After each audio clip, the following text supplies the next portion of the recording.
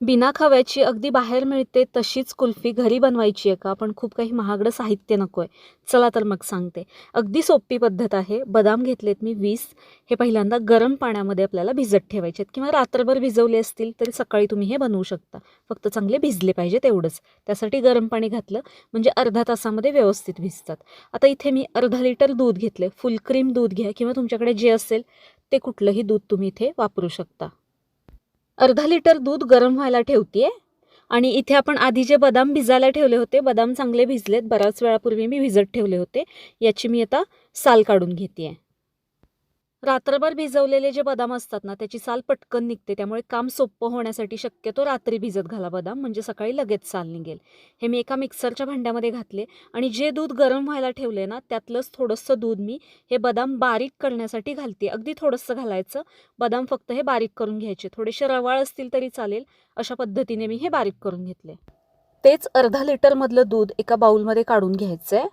यामध्ये 2 चमचे कॉर्नफ्लोअर घालायचे आणि मिक्स करून घ्यायचं. यामध्ये गुठळ्या राहता कामा नये. आता हे मी मिक्स करून थोडा वेळ बाजूला ठेवते.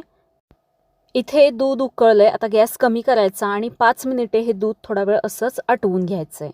गॅस कमी करायचा आणि थोडं मिक्स करून घ्यायचं म्हणजे उतू जाणार नाही. 5 मिनिटानंतर यामध्ये बनवलेली बदाम पेस्ट घालायची आहे. मिक्सरच्या भांड्याला बऱ्यापैकी ती पेस्ट लागली आहे, त्यामुळे थोडंसं दूध त्यामध्ये घालायचं आणि यामध्ये घालून घ्यायचं म्हणजे ती वाया जाणार नाही.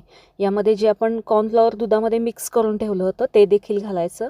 सगळं मिक्स करून घ्यायचं आणि अजून एक 4-5 मिनिटे हे आपल्याला शिजवून घ्यायचं आहे. शिजवत असताना सतत हे ढवळत राहायचं तळापासून, नाहीतर हे तळाला चिकटून करपू शकतं. आता यामध्ये केशरच्या काड्या घालायच्या आहेत. सुरुवातीलाच घालायला पाहिजे होत्या म्हणजे रंग चांगला आला असता, पण माझ्याकडून विसरलं, त्यामुळे आत्ता मी इथे घालते. शेवटी यामध्ये जायफळ किसून घालायचं आहे. कुल्फीमध्ये जायफळचा फ्लेवर असतो बघा. पावडर न बनवता अशा पद्धतीने किसून घाला म्हणजे फ्रेश फ्लेवर त्यामध्ये उतरतो. वेलची पूड घालायची आहे. सगळं मिक्स करून आता हे दूध आपल्याला म्हणजे हे शिजवलेलं मिश्रण बाजूला ठेवायचं आहे. एका भांड्यामध्ये अर्धा लिटर दुधासाठी मी 3 मोठे चमचे साखर घालते. यामध्ये पाणी वगैरे अजिबात घालत नाही आहे. याचं मी कॅरमल बनवते आहे. आणि किंवा तुम्हाला असं नसेल बनवायचं तर डायरेक्ट साखर तुम्ही वापरू शकता, पण याच्यामुळे रंग आणि टेक्स्चर बाहेर जशी कुल्फी मिळते ना तसं येतो सेम. त्यामुळे या पद्धतीने बनवून घाला. यामध्ये पाणी अजिबात वापरायचं नाही आहे. ही साखर आपल्याला अशीच यामध्ये वितळवून घ्यायची आहे. याचा रंग थोड्या वेळाने बदलतो. पूर्ण साखर यामध्ये वितळली जाते. यातली बघा पूर्ण साखर आता वितळली आहे, म्हणजे हे कॅरमल तयार झाले. आता यापेक्षा जास्ती आपल्याला शिजवायचं नाही. दूध बाजूला ठेवलं होतं ते मी आता गॅसवरती ठेवलं आहे. यामध्ये हे सगळं कॅरमल घालायचं आहे. कॅरमल दुधामध्ये घालत असताना दूध जर खूप गरम असेल तर ते कॅरमल घातल्यानंतर दूध फसफसून वरती येतं. त्यामुळे ते घालत असताना अगदी थोडं थोडं जपून घाला. हे सगळं यामध्ये मी घातलं आणि हे आता आपल्याला यामध्ये विरघळवून घ्यायचं आहे. बऱ्यापैकी ते चमच्याला चिकटलं आहे, त्यामुळे ते सगळं मी मिक्स करून घेते.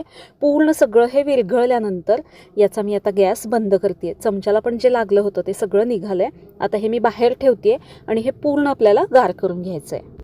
सगळं नॉर्मल झालं, गार झालं की हे आपल्याला मिक्सरच्या भांड्यामध्ये घालायचं आहे. अजिबात गरम हे मिक्सरला लावायचं नाही. आता हे मिक्सरला फिरवून घ्यायचं म्हणजे छान एकसारखं क्रीमी असं याचं टेक्स्चर तयार होतं.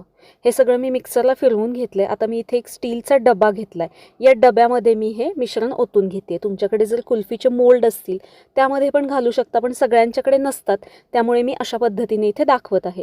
यावरती फॉईल पेपर लावू शकता. माझ्याकडे इथे रॅपर पेपर आहे, तो मी इथे लावून घेते. आणि हे लावल्यानंतर याला झाकण लावायचं आणि हे आपल्याला 8 तासांसाठी किंवा रात्रभर हे आपल्याला फ्रीजमध्ये कुल्फी सेट व्हायला ठेवून द्यायची आहे. मी ही रात्रभर ठेवली होती. दुसऱ्या दिवशी मी तुम्हाला दाखवते कुल्फी कशी झाली आहे ते आपण चेक करून बघूया. आधी थोडीशी नॉर्मल होऊ देते म्हणजे या डब्यामधून पटकन ती बाहेर येईल. अजिबात याचा बर्फ झालेला नाही आहे बघा. सुरीने अशा पद्धतीने सुरी मधोमध घालायची आणि असं फिरवून ते तुम्ही इझिली बाहेर काढू शकता. फक्त त्याला थोडंसं नॉर्मल होऊ द्या. आणि मी हे अशा पद्धतीने याचे गोल काप करून घेतलेत. वरती थोडासा पिस्ता घालते. या पद्धतीने हे कुल्फी बनवलीत ना, बाहेरची कुल्फी खाणं खरंच विसराल. एकदा बनवून बघा. कशी वाटली ही तुम्हाला कुल्फीची रेसिपी कमेंट करून सांगा. धन्यवाद.